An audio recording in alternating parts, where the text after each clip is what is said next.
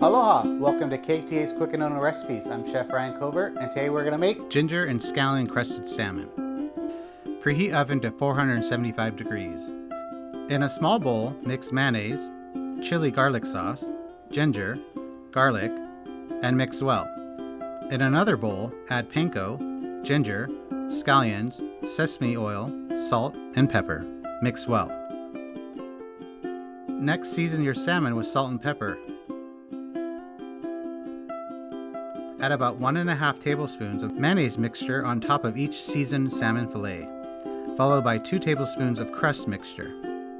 And bake in the oven for 8 to 10 minutes or until desired doneness. Cooking time may vary depending on the thickness of the fillet. Enjoy with your favorite side dishes. For this recipe and more, visit ktasuperstores.com/recipes.